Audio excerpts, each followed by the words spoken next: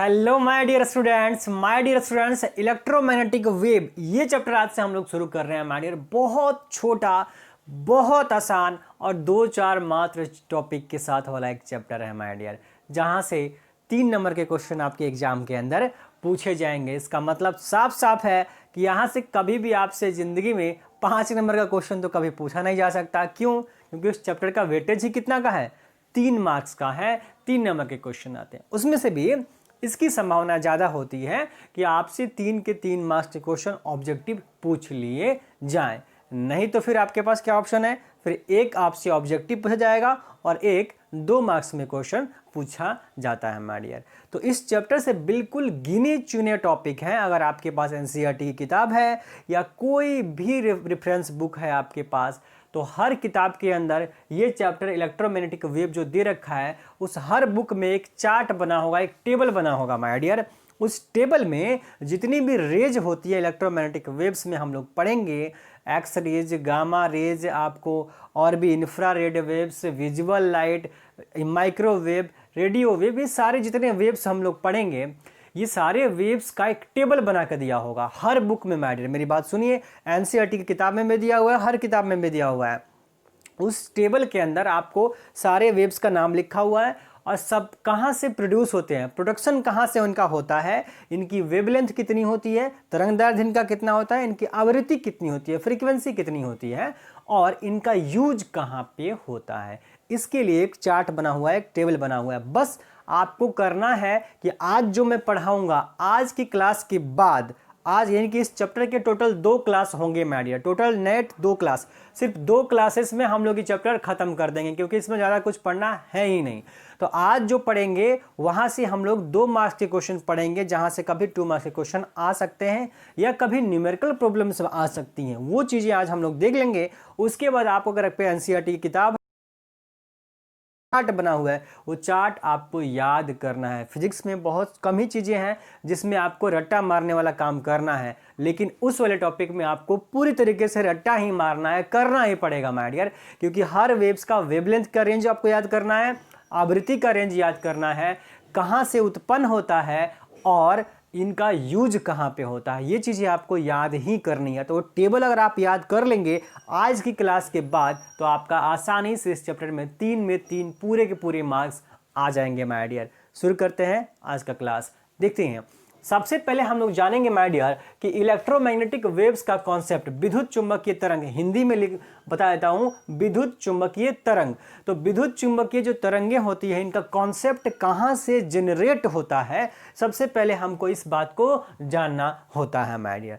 तो एक बात देखिए, फैराडे थे, फैराडे ने क्या बताया, फैराडे ने ये कहा कि सर अगर मैग्नेटिक फील्ड हम प्रोड्यूस करवा दे रहे हैं, मतलब कि हम कॉइल की पोजीशन में चेंज करवा रहे थे तो मैग्नेटिक फील्ड में चेंज हो रहा था, और साथ में उसकी वजह से क्या हो जा रहा था, यानी कि मैग्नेटिक फील्ड में चेंज होने की वजह से क्या हो रहा था, करंट इंड्यूस हो रहा था। और हम सभी को पहले से पता है इलेक्ट्रोमैग्नेटिक इंडक्शन में कि सर अगर करंट इंड्यूस होता है, करंट इंड्यूस होता है तो फिर क्या होगा, इलेक्ट्रिक फील्ड जनरेट होगा। इलेक्ट्रिक फील्ड चार्ज के साथ जुड़ा हुआ रहता है और करंट अगर प्रोड्यूस हो रहा है तो वहाँ पे मैग्नेटिक फील्ड जनरेट होता है। ये बातें हम पहले से जानते हैं।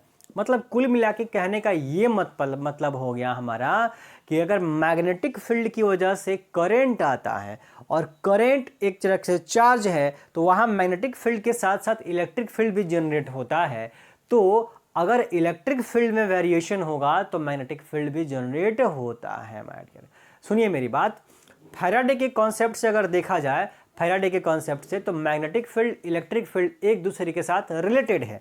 इसी बात को बाद में आपके आते हैं मैक्सवेल साहब, और मैक्सवेल क्या कहते हैं, यही बात कहते हैं कि अगर हम इलेक्ट्रिक फील्ड में वैरी करवाना शुरू करते हैं तो इस वेरिएशन की वजह से, विद्युत क्षेत्र में लगातार परिवर्तन की वजह से एक चुंबकीय क्षेत्र उत्पन्न होता है, और वो चुंबकीय क्षेत्र, वो मैग्नेटिक फील्ड भी लगातार परिवर्तित होता है। यानी कि मैक्सवेल आते हैं और मैक्सवेल बस सिमेट्री की बात करते हैं, नेचर में समानताओं की बात करते हैं, जिसकी बात डी ब्रोगली भी कर चुके होते हैं। तो डी ब्रोगली और आपका मैक्सवेल दोनों लोग ये बात कहते हैं कि नेचर में सिमेट्री होती है, समानताएं होती हैं। एक घटना दूसरी घटना की वजह से, दूसरा पहले घटना की वजह से होती है माय डियर। तो ये मैक्सवेल आते हैं और कहते हैं कि अगर हम इलेक्ट्रिक फील्ड में वेरिएशन करवाएं, विद्युत क्षेत्र में अगर परिवर्तन होगा तो उस परिवर्तन की वजह से मैग्नेटिक फील्ड जनरेट हो जाता है। और चूंकि इलेक्ट्रिक फील्ड लगातार वेरी करेगा तो जो मैग्नेटिक फील्ड उत्पन्न होगा, चुंबकीय क्षेत्र जो उत्पन्न होगा, वो चुंबकीय क्षेत्र भी लगातार बदलेगा। मतलब अगर बदलता हुआ विद्युत क्षेत्र है, वजह से बदलता हुआ चुंबकीय क्षेत्र उत्पन्न हो जाता है। इस बात को वो मैक्सवेल कहते हैं और यहीं से उत्पन्न होता है विद्युत चुंबकीय तरंगों का कॉन्सेप्ट माय डियर। तो मैक्सवेल आगे ये कहते हैं कि जब विद्युत क्षेत्र लगातार वैरी करेगा, इलेक्ट्रिक फील्ड लगातार वैरी करेगा, चेंज होगा, और मैग्नेटिक फील्ड उसकी वजह से जो उत्पन्न होगा वो भी लगातार मैग्नेटिक फील्ड बदलेगा, तो ये दोनों variable electrical variable magnetic field क्या करेंगे, इस नेचर में, एटमॉस्फेयर में जो भी मॉलिक्यूल्स प्रेजेंट हैं एटमॉस्फेयर के, उनमें डिस्टरबेंस क्रिएट करते हैं। यानी कि क्या कर सकते हैं आप, डिस्टरबेंस का मतलब आप क्या कह सकते हैं, एक तरह से कंपन उत्पन्न कर देते हैं उस सारे मॉलिक्यूल्स के अंदर माय डियर।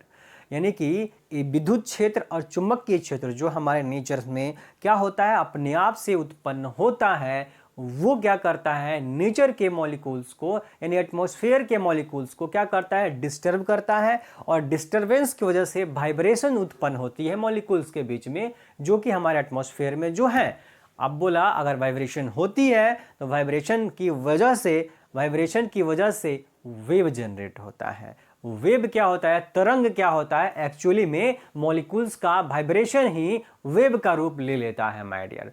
तो तरंग हमारा यहाँ पे उत्पन्न हो जाता है।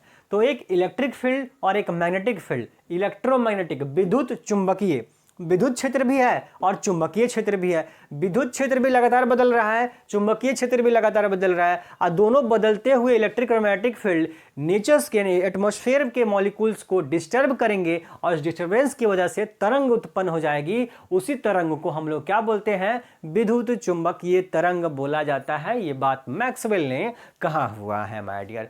मैक्सवेल क्या कहते हैं, विद्युत चुंबकीय तरंग क्या है कि वेरिएबल विद्युत क्षेत्र और वेरिएबल चुंबकीय क्षेत्र दोनों ही एटमॉस्फेयर के मॉलिक्यूल्स को डिस्टर्ब करेंगे और डिस्टरबेंस की वजह से वाइब्रेशन होगा और वाइब्रेशन की वजह से विद्युत चुंबकीय तरंग उत्पन्न हो जाते हैं माय डियर। ठीक है, तो ये कहानी हो गई कि विद्युत चुंबकीय तरंग क्या होते हैं।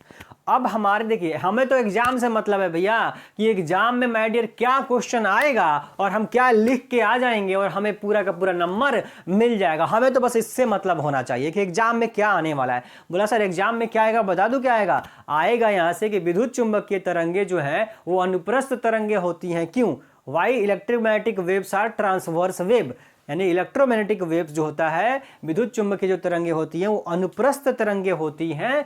क्यों होती हैं, हमें ये बताना होता है। तो 2 नंबर में क्वेश्चन आता है कि विद्युत चुंबकीय तरंगे, सुन लीजिए माय डियर, बहुत इंपॉर्टेंट क्वेश्चन बता रहा हूं।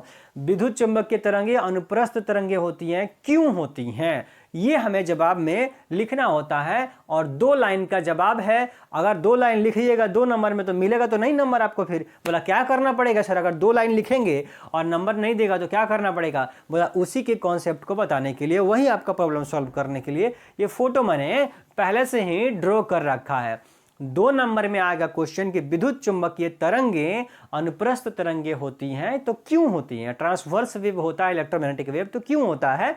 इस बात का जवाब देना है अगर आपको, तो सबसे पहले आप काम कीजिएगा, फटाफट से ये फोटो ड्रॉ कर दीजिएगा, ये डायग्राम अपनी कॉपी में ड्रॉ कर दीजिएगा और उसके बाद वो 2 लाइन लिख दीजिएगा।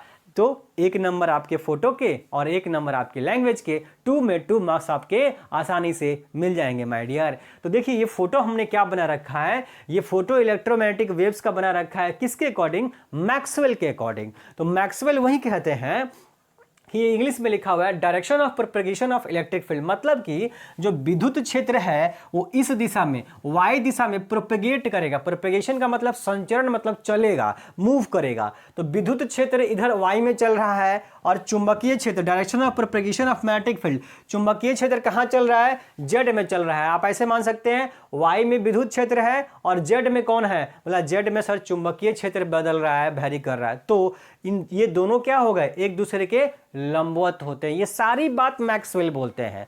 मैक्सवेल ये भी कह देते हैं कि इलेक्ट्रिक फील्ड और मैग्नेटिक फील्ड जो होगा, जो वैरी करता है नेचर के अंदर, वो एक दूसरे के लंबवत दिशा में बदलता हुआ चलता है। यानी वाई डायरेक्शन में ऊपर की ओर अगर इलेक्ट्रिक फील्ड चल रहा है तो आप हॉरिजेंटल में कह लीजिए या जेड एक्सिस में कह लीजिए कौन सा हमारा मैग्नेटिक फील्ड चलता है। और इन दोनों की वजह से जो एटमॉस्फेयर के मॉलिक्यूल्स वाइब्रेट करते हैं और वाइब्रेशन की वजह से जो वेव तरंग उत्पन्न होती है वो तरंग इन दोनों के लंबवत दिशा में चलती है। तो बोला ये y में है और ये z में है, तो y और z के लंबवत कौन हुआ? बोला सर x एक्सिस हो गया, x y z, ये x y z, मान लीजिए ये y हो गया, ये x हो गया, ये z हो गया है, ये आपका x हो गया, ये y हो गया, x हो गया, y हो गया और अंगूठा z हो गया। अगर ऐसा है आपका तो फिर क्या आप समझेंगे कि ये तीनों क्या हैं? एक दूसरे के लंबवत हैं। तीनों क्या हैं? एक दूसरे के लंबवत। तो वही तो कह रहा हूं कि y एक्सिस, z एक्सिस और x एक्सिस तीनों एक दूसरे के लंबवत ही तो हैं।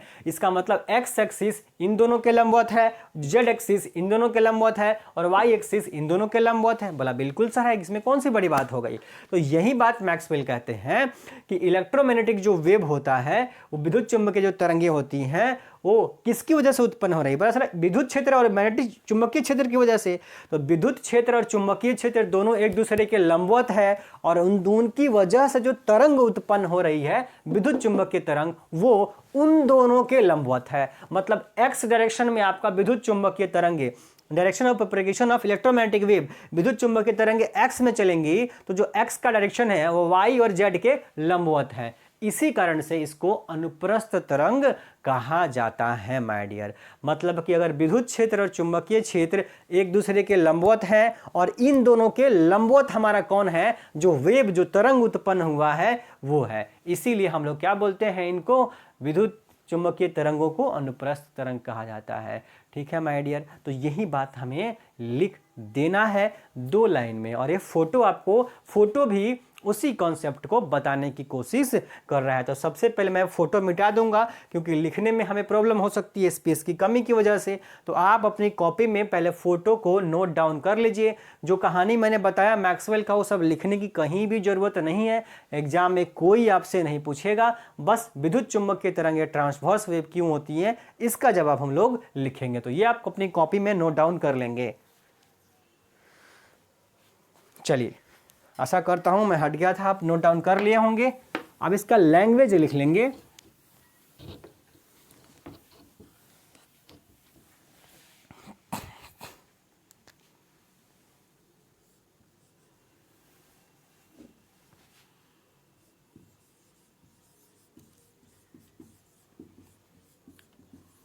The electric field and the magnetic field both are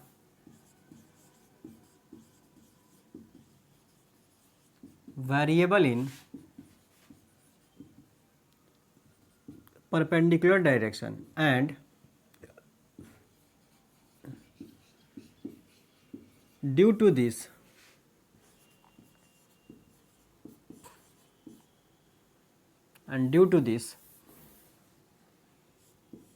the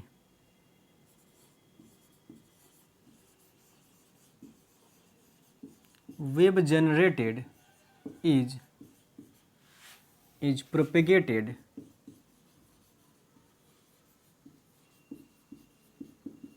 in perpendicular direction of both electric and magnetic field.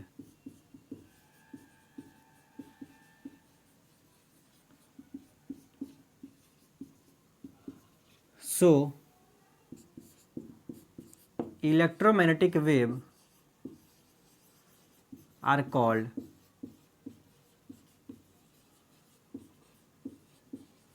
Transverse wave.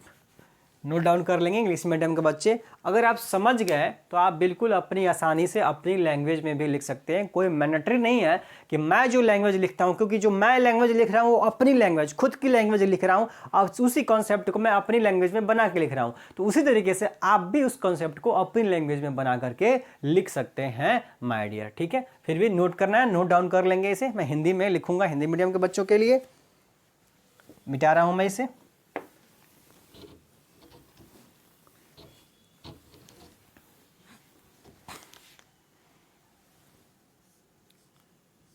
लिखेंगे हिंदी में विद्युत क्षेत्र तथा चुंबकीय क्षेत्र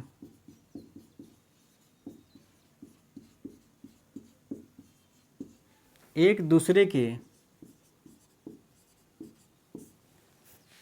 लंबवत दिशा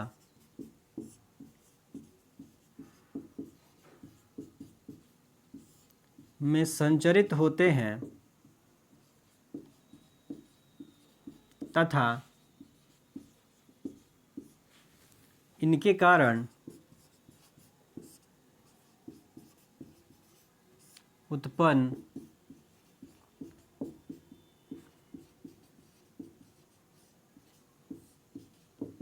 विद्युत चुंबकीय तरंगे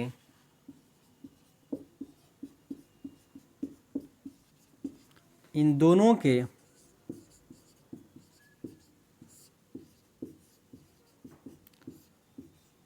लंबवत दिशा में संचरित होता है। अतः विद्युत चुंबकीय तरंगों को, इलेक्ट्रोमैग्नेटिक वेव को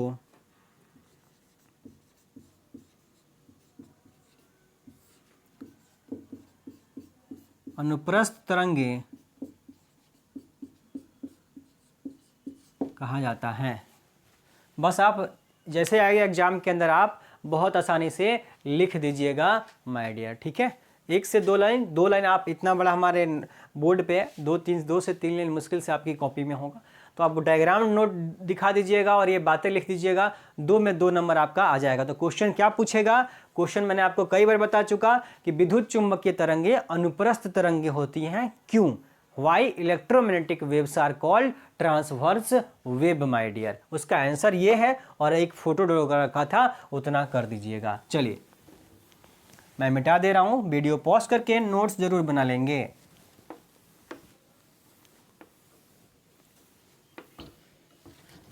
अब माय डियर, मैंने बताया कि मैक्सवेल ने कहा कि इलेक्ट्रिक फील्ड भी वैरी कर रहा है और मैग्नेटिक फील्ड भी वैरी कर रहा है, दोनों बदल रहा है लगातार। तो बदलता हुआ इक्वेशन हमें लिखना पड़ता है। तो लिखेंगे इसी के नीचे। ये तो हमारा क्वेश्चन समाप्त हो गया, पर टॉपिक चूंकि हम लोग पढ़ रहे हैं तो टॉपिक में आगे कंटिन्यू करेंगे। एग्जाम में आपको जो बातें लिख रहा हूं वो लिखने की जरूरत नहीं है।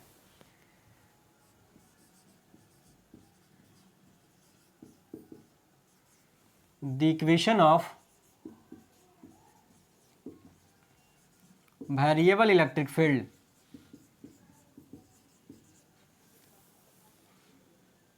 वेरिएबल जो इलेक्ट्रिक फील्ड है उसका इक्वेशन समीकरण क्या बनेगा? तो E equal to E not sine kx minus omega t. और विद्युत क्षेत्र आपका सदिश राशि है, तो इसकी दिशा किधर होगी बताइए? किधर थी? बोला सर विद्युत क्षेत्र y एक्सिस में था। तो y एक्सिस को किससे दिखाते हैं? जे कैप से। किससे दिखाते हैं? जे कैप, यूनिट वेक्टर होता है।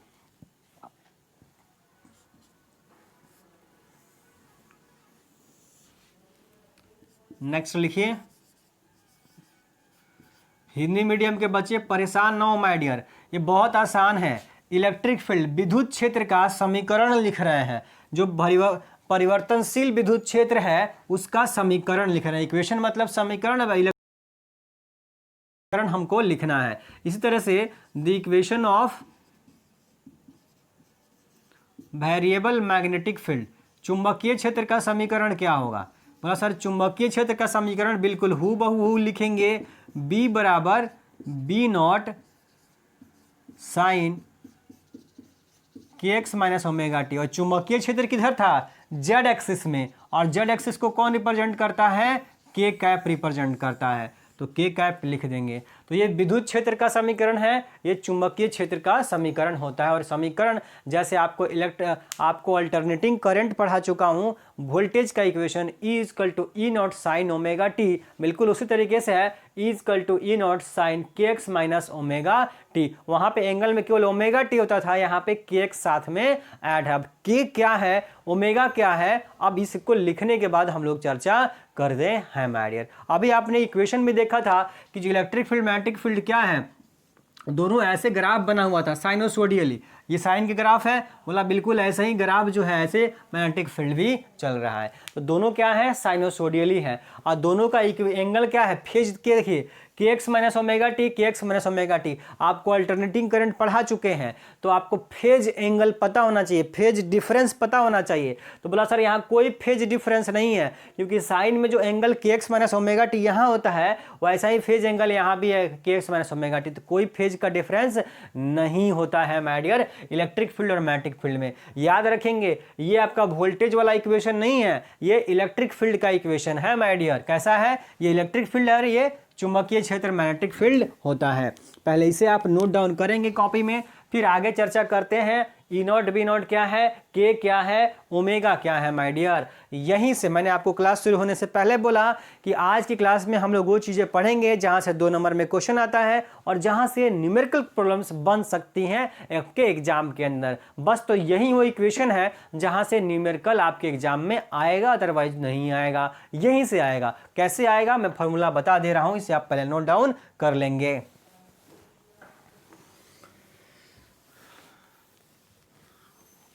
अब देखिए लिखेंगे इसमें, जहां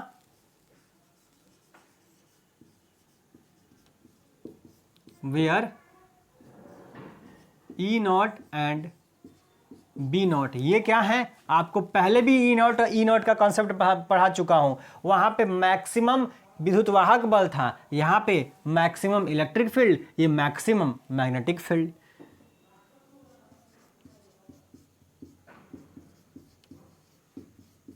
मैक्सिमम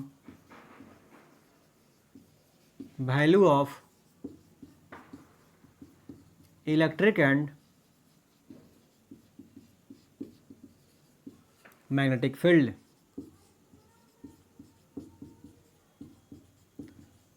विद्युत क्षेत्र तथा चुंबकीय क्षेत्र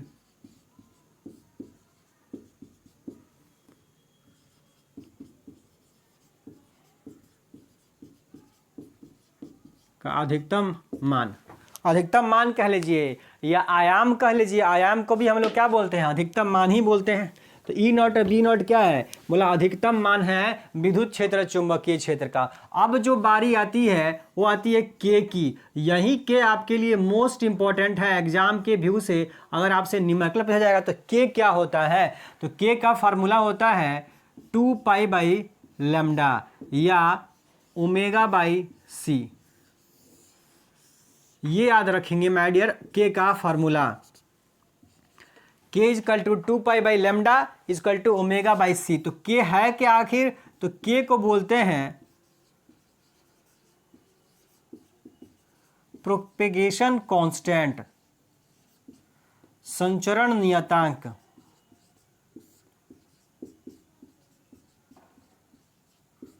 प्रोपेगेशन कांस्टेंट के क्या है, हमारा संचरण नियतांक है। माय डियर इलेक्ट्रिक फील्ड और मैग्नेटिक फील्ड क्या संचरित हो रहा है, चल ही तो रहा है, इसीलिए कांस्टेंट लाया गया के, उसको हम लोग बोल रहे हैं संचरण नियतांक। और इस के का फार्मूला होता है 2 पाई बाई लेमडा या ओमेगा बाई सी। अब जब सर के बराबर 2 पाई बाई लेमडा लिखें तो फिर लेमडा क्या है, तो सबको पता है पहले से। लेमडा क्या है, बोला सर तरंग दैर्ध्य है, वेवलेंथ, तरंग दैर्ध्य है। बोला किसका है, वेवलेंथ ऑफ इलेक्ट्रोमैग्नेटिक वेव, विद्युत चुंबकीय तरंग जो होते हैं उनका तरंग दैर्ध्य है। बोला ओमेगा क्या है, एंगुलर फ्रीक्वेंसी। सब कुछ पहले आप अल्टरनेटिंग करंट में पढ़ चुके हैं, कोणीय आवृत्ति, कोई नया बात नहीं है ज्यादा इसमें, कोणीय आवृत्ति है। और ओमेगा बराबर वहां पे चिल्ला चिल्ला के आपको पढ़ाया है 2 पाई एफ। ओमेगा बराबर 2 पाई एफ, एफ का मतलब फ्रीक्वेंसी होता है। तो यहाँ पे एफ न लिख करके हम लोग न्यू भी लिख सकते हैं। क्या लिख सकते हैं, न्यू, न्यू न्यू लिख सकते हैं, म्यू नहीं न्यू, न्यू लिख सकते हैं। ये क्या है, आवृत्ति है। क्या है, आवृत्ति है। तो यहां लिख देता हूं, इधर एफ क्या है, एफ कह लीजिए या न्यू कह लीजिए। ये क्या है, आवृत्ति, फ्रीक्वेंसी है। क्या ये न्यू और एफ क्या है, फ्रीक्वेंसी है। ये पहले भी हम लोग पूरा पढ़ चुके हैं, अल्टरनेटिंग करंट में बार बार पढ़ चुके हैं। और सी क्या है, सी है आपको सबको पता है पहले से my dear, speed of electromagnetic wave, विद्युत चुंबकीय तरंगों का चाल है, वेग है। तो बोला यही ना सी हम लोग रिप्रेजेंट करते हैं किसके लिए, प्रकाश के चाल के लिए। प्रकाश के चाल को सी से आप लोग नॉर्मली पढ़ के आए हुए हैं 10 में। बोला सर यही तो है वो सी, यही तो है विद्युत चुंबकीय तरंग। तो बोला अगर विद्युत चुंबकीय तरंग को के वेव को आपको वेग को आप सी से दिखा रहे हैं तो मतलब कुछ हम आइडिया लगा लें। तो बोला हाँ लगा लीजिए। क्या लगा लीजिए कि सर जो प्रकाश होता है लाइट, वो है क्या है, इलेक्ट्रोमैग्नेटिक वेव, विद्युत चुंबकीय तरंग। प्रकाश हमारा क्या होता है, विद्युत चुंबकीय तरंग होता है माय डियर। प्रकाश क्या होता है, विद्युत चुंबकीय तरंग ही होता है। और ये सी उसी प्रकाश की स्पीड होती है, ऐसा आप बोलेंगे माय डियर। ठीक है, तो आप फटाफट से ये नोट डाउन करिए, वीडियो पॉज कीजिए, नोट डाउन कीजिए। मैं हट चुका था, आप वीडियो पॉज करके नोट डाउन कर लिए होंगे। के क्या है, संचरण नियतांक। लैम्डा आएगा 2 पाई बाई लैम्डा, 2 पाई तो कांस्टेंट है। लैम्डा क्या है, तरंग दैर्घ्य है विद्युत चुंबकीय तरंग का। ओमेगा क्या है, कोणीय आवृत्ति है। और ओमेगा बराबर 2 पाई एफ होता है, जहां एफ हमारा क्या होता है, आवृत्ति होता है। और सी क्या है आपका, स्पीड ऑफ इलेक्ट्रोमैग्नेटिक वेव, विद्युत चुंबकीय तरंगों की वेग होता है, चाल होता है, जो आप कह लीजिए वो है सी। आया बात समझ में माय डियर। तो ये के का वैल्यू आप लिखेंगे, इस पे बेस्ड न्यूमेरिकल, यहाँ पे न्यूमेरिकल आता है, यहाँ से न्यूमेरिकल बनता है माय डियर इस फॉर्मूले से। तो न्यूमेरिकल के लिए काफ़ी इंपॉर्टेंट है K equal to 2 pi by lambda या omega by C my dear. ठीक है, चलिए अब इसे मिटा देते हैं और आगे बढ़ते हैं नेक्स्ट टॉपिक पे, इस पे चलते हैं। लाइट कट गया माय डियर, कोई दिक्कत नहीं है, लाइट थोड़ा कम हो गया होगा।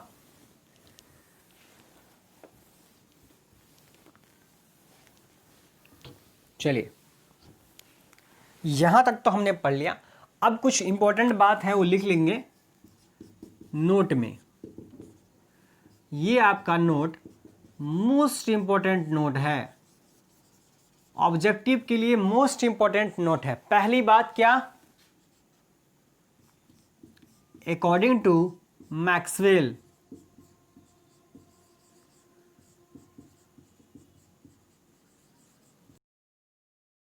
के अनुसार, क्या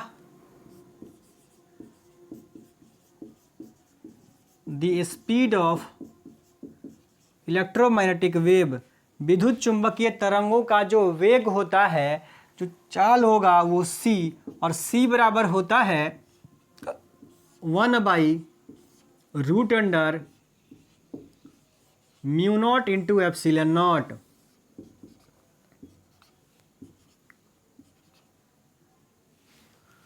मैक्सवेल के अनुसार माय डियर, मैक्सवेल के हिसाब से जो आपका विद्युत चुंबकीय तरंगों का जो चाल होता है, स्पीड होता है, वो विद्युत चुंबकीय तरंगों का स्पीड सी बराबर होता है 1 by root under mu not into epsilon not. क्योंकि विद्युत चुंबकीय तरंगे विद्युत क्षेत्र और मैग्नेटिक क्षेत्र, चुंबकीय क्षेत्र दोनों पर निर्भर कर रही हैं, इसीलिए आप देखेंगे ई एप्सिलॉन नॉट और म्यू नॉट आया हुआ है। तो एप्सिलॉन नॉट और म्यू नॉट क्या है, आप सभी को पता है पहले से। एप्सिलॉन नॉट क्या होती है, बोला सर विद्युतशीलता होती है, परमिटिविटी होती है। और म्यू नॉट क्या होता है, बोला सर चुंबकशीलता होती है। क्या होती है, चुंबकशीलता होती है। परमिएबिलिटी ये है, परमिएबिलिटी ये है, परमिटिविटी ये इलेक्ट्रोस्टैटिक्स में पढ़े हैं, और ये magnetic effect of current, magnetism matter सब में ये पढ़े हैं माय डियर। तो ये दोनों बातें हम लोग पढ़ चुके हैं। ये इलेक्ट्रिक फील्ड से संबंध रखता है और ये मैग्नेटिक फील्ड से संबंध रखता है। इसीलिए और मैक्सवेल ने बोला भी कि भाई इलेक्ट्रिक फील्ड और मैग्नेटिक फील्ड जब वैरी करता है तो वही विद्युत चुंबकीय तरंगों को उत्पन्न करता है माय डियर। तो इसीलिए उनका जो चाल होगा, स्पीड होगा, इन दोनों पे निर्भर करता है। c equal to 1 by root under mu not upon epsilon not. सपने में भी अगर आपसे कोई पूछे माय डियर, ऐसे सो रहे होंगे, बता दे कि भाई c इक्वल टू क्या होता है, 1 upon root under mu not into epsilon not होता है माय डियर। ये क्वेश्चन IIT में, नीट एग्जाम में, एम्स में दुनिया भर के एग्जाम में ये क्वेश्चन आया हुआ है माय डियर। ऐसा कोई कंपटीशन का पेपर नहीं है इंडिया के अंदर जहां पे ये क्वेश्चन ना पूछा गया हो माय डियर। कि सी का आप बताएंगे क्वेश्चन कैसे पूछता है, पता है आपको कि 1/√अंडर μ0 × का यूनिट क्या होता है, डायमेंशन क्या होता है। इस तरीके के क्वेश्चन आपके एग्जाम में पूछा जा चुका है सारे कंपटीशन के पेपर के अंदर। और बच्चे जो है महा कंफ्यूज कि सर ये कैसे हम निकाल के लेके आए, एक तो रूट लगा हुआ है, ऊपर से मैग्नेटिक परमिएबिलिटी भी है, ऊपर से परमिटिविटी भी है, और वो भी क्या है तो 1 में है, यूनिट डायमेंशन निकालते रह जाएंगे।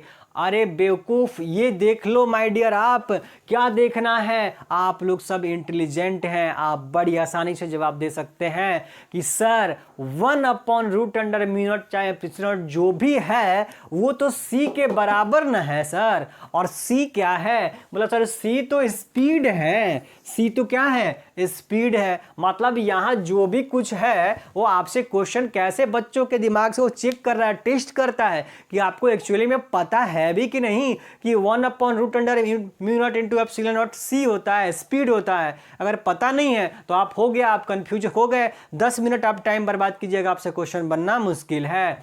तो आप सी आपको पता होगा कि स्पीड है, और भाई ये स्पीड का तो यूनिट मीटर पर सेकेंड ही होता है, बोला होता है। और डायमेंशन तो सर LT का पावर -1 ही होता है, तो बोला होता है, तो बोला ये हो जाएगा हमारा आंसर माय डियर। तो अगर हमसे क्वेश्चन पूछता है कि 1/√अंडर μ0 × ε0 इसका डायमेंशन बताइए, डायमेंशन जो कि मैं बोल रहा हूं सारे कंपटीशन के एग्जाम में क्वेश्चन आ चुका है 1/√अंडर μ0 × ε0 का डायमेंशन। तो बोला ये है क्या एक्चुअली में, ये स्पीड है, और स्पीड का डायमेंशन क्या होता है LT का पावर -1। हम टिक कर देंगे, बात खत्म माय डियर, ठीक है, लिख लेंगे इसे, नोट डाउन कर लीजिए, काफी इंपॉर्टेंट बात है ये। बोला सर ये हवा की विद्युतशीलता और आपको हवा की न चुंबकशीलता होती है, ये नॉट लगा है मतलब क्या होगा, बोला हवा होगा, एयर होगा, एयर होगा, ये हवा के लिए होगा।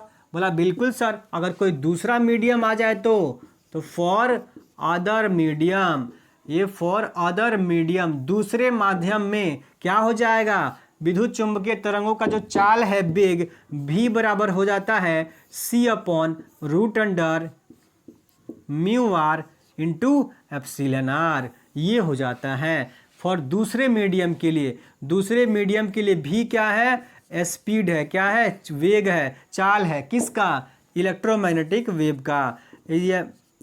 EMW का क्या है, स्पीड है v, तो v बराबर c/√अंडर μr × ε0। ये आप सभी को पता है, ये रिलेटिव परमिएबिलिटी और ये रिलेटिव परमिटिविटी, ये सापेक्षिक चुंबकशीलता, ये सापेक्षिक विद्युतशीलता होता है। तो दोनों फार्मूला आपके लिए इंपॉर्टेंट है, दोनों फार्मूला एग्जाम की व्यू से भी मोस्ट इंपॉर्टेंट मैंने यहाँ पहले ही लिखा दिया, नोट डाउन कर लीजिए माय डियर।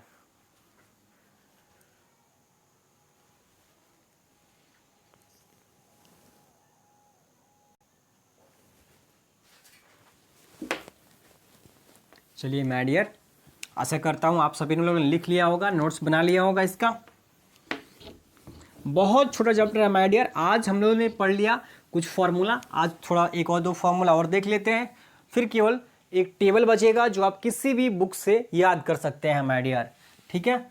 एक छोटा सा टॉपिक है एनर्जी डेंसिटी, मैं इसमें कुछ लिखवाऊंगा नहीं, जस्ट केवल formula energy density.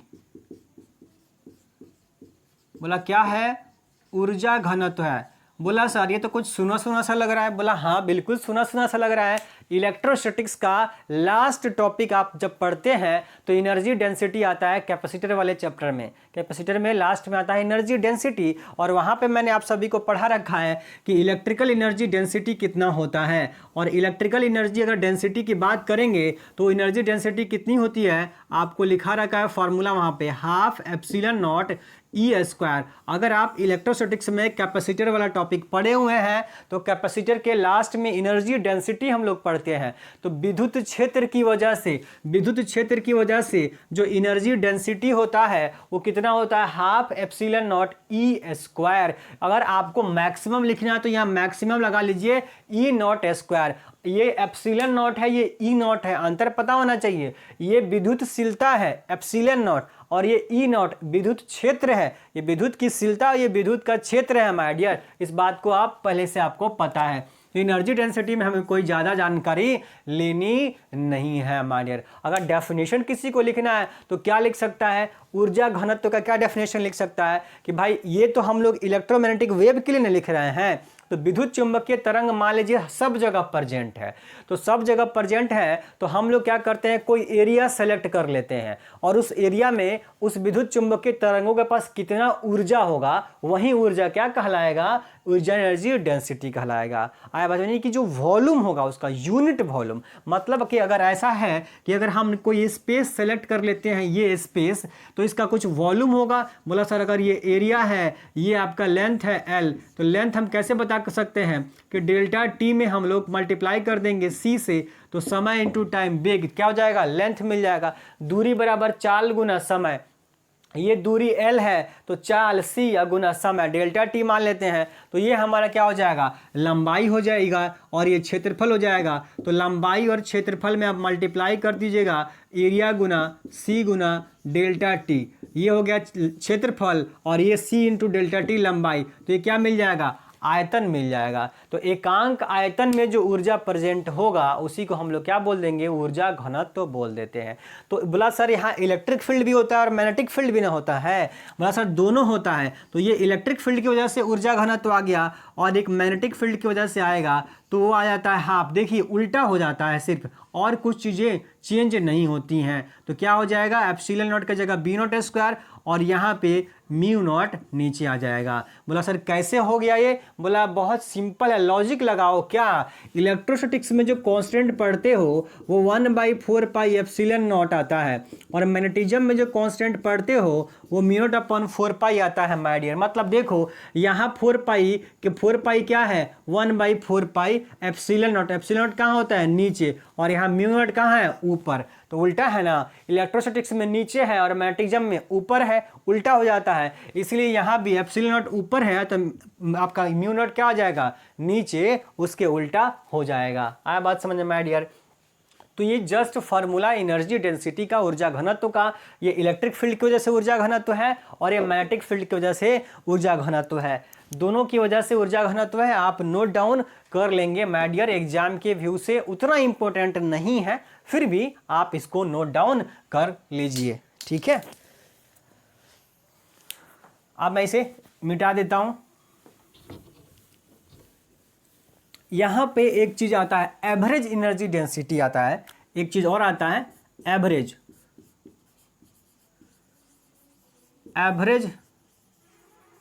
Energy density, औसत ऊर्जा घनत्व। तो जो औसत ऊर्जा घनत्व होता है माय डियर, वो दोनों ही केसेस में सेम होता है, चाहे इलेक्ट्रिक फील्ड हो चाहे मैग्नेटिक फील्ड हो, दोनों के लिए क्या होता है, सेम होता है औसत ऊर्जा घनत्व। तो बोला औसत ऊर्जा घनत्व क्या होता है सर, यूई आपस में बराबर हो जाता है यूबी के, और वो कितना हो जाता है, बोला सर 1/4 हो जाता है epsilon not into E not का स्क्वायर, ये हो जाता है। ये औसत ऊर्जा घनत्व का मान है। औसत ऊर्जा घनत्व विद्युत क्षेत्र का भी होगा, चुंबकीय क्षेत्र का भी होगा, और औसत निकाल रहे हैं इसलिए दोनों क्या हो जाएगा, बराबर। ये विद्युत क्षेत्र का और ये चुंबकीय क्षेत्र का, दोनों का औसत ऊर्जा घनत्व आपस में बराबर होता है, और कितनी वैल्यू होती है, 1/4 epsilon not into E not square. मतलब कि जो विद्युत क्षेत्र में आपका ऊर्जा था, ऊर्जा घनत्व था, विद्युत क्षेत्र में जो आपका ऊर्जा घनत्व था उसका आधा नहीं हो गया माय डियर। बोला सर हो नहीं गया क्या, कि अभी विद्युत क्षेत्र के लिए ऊर्जा घनत्व हम लिखे थे half epsilon not E not square, ये अभी लिखे थे विद्युत क्षेत्र की वजह से ऊर्जा घनत्व। बोला इसका आधा कीजिएगा तो 2/4 हो जाएगा, तो यही तो लिखा हुआ है। तो विद्युत क्षेत्र की वजह से जो ऊर्जा घनत्व होगा उसका आधा कर दीजिएगा, यानी 1/4 epsilon not E not square क्या हो जाएगा, आपका औसत आपका ऊर्जा घनत्व होता है। तो ये भी नोट डाउन कर लेंगे कि औसत ऊर्जा घनत्व जो होता है वो आपस में बराबर होता है, विद्युत क्षेत्र और चुंबकीय क्षेत्र दोनों के लिए half 1/4 epsilon not into E not. अगर आपको इसके फॉर्म में लिखना है, अगर आप मैग्नेटिक फील्ड के फॉर्म में भी लिखना चाहते हैं तो लिख सकते हैं। बोला कितना, 1/4, कितना लिखा हुआ था, बोला sir B not 1/4 B not square upon mu not, ऐसे भी लिख सकते हैं 1/4 B not square upon mu not my dear, वैसे भी लिख सकते हैं। तो इसे भी नोट डाउन कर लेंगे। और आज के लिए एक छोटा सा टॉपिक 1 मिनट का और बचेगा, उसे भी कंप्लीट करते हैं, वो फॉर्मूला भी नोट डाउन कर लेते हैं। इसे लिख लीजिएगा, energy density, average energy density का फॉर्मूला, औसत ऊर्जा घनत्व का फॉर्मूला होता है ये। वीडियो पॉज करके लिख लेंगे। और लास्ट टॉपिक 1 मिनट में खत्म करते हैं, क्या? Intensity, intensity of electromagnetic wave. क्या होता है फॉर्मूला? इंटेंसिटी का मतलब तीव्रता, विद्युत चुंबकीय तरंगों की तीव्रता, विद्युत चुंबकीय तरंगों की तीव्रता। आई इक्वल टू क्या होता है? बोला sir half epsilon not E not square, ये हमारा ऊर्जा घनत्व था। और इसी ऊर्जा घनत्व में अगर हम इसकी स्पीड के साथ मल्टीप्लाई कर दें तो हमारा मिल जाएगा क्या? विद्युत चुंबकीय तरंगों की तीव्रता, इंटेंसिटी। ये हमारा ऊर्जा घनत्व था। ये क्या था? हमारा एनर्जी डेंसिटी था, ऊर्जा घनत्व था माय डियर। और ऊर्जा घनत्व में अगर हम C से आप मल्टीप्लाई कर देंगे स्पीड, किसका स्पीड है? इलेक्ट्रोमैग्नेटिक वेव का। तो विद्युत चुंबकीय तरंगों के जो स्पीड है उसमें अगर ऊर्जा डेंसिटी से मल्टीप्लाई कर देंगे तो क्या मिल जाएगा? उनकी तीव्रता मिल जाती है। यानी I equal to half epsilon not E not square into C। Just आपको याद रखना है, ऑब्जेक्टिव क्वेश्चन में यहां से पूछा जा सकता है। ये ऑब्जेक्टिव के पर्पज से है, किसके लिए? आपके लिए ऑब्जेक्टिव में ये क्वेश्चन पूछा जा सकता है। फॉर्मूला बस आपको याद रखना है माय डियर।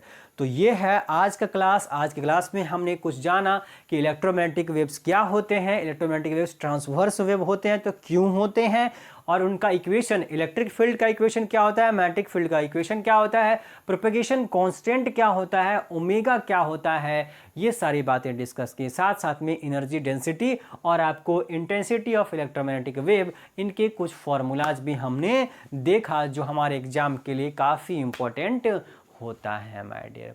तो ये था आज का class my dear. Next class में हम लोग का सिर्फ एक चार्ट पढ़ना है, उसमें आपको जितने भी हमारे इलेक्ट्रोमैग्नेटिक वेव्स होते हैं, टाइप्स ऑफ इलेक्ट्रोमैग्नेटिक वेव्स, उसके बारे में पढ़ना है और उसकी वेव लेंथ, फ्रीक्वेंसी। तो मैं उस चैप्टर के बारे में भी ज़्यादा डिस्कशन, उतना हमको याद करना है सिर्फ। तो अगर मैं बता दूंगा कि आप किसी बुक से पढ़ लेंगे तो वहाँ से भी आप आसानी से कर सकते हैं। फिर भी एक क्लास मैं और बनाऊंगा जिसमें मैं कोशिश करूंगा कि वो जो है टेबल आपको यहाँ पे लिखा के समझा सकूं माय डियर। वीडियो को शेयर कीजिए माय डियर, इस परिवार को बहुत बड़ा बनाने की जिम्मेवारी आपके ऊपर है। मिलते हैं अगले क्लास में।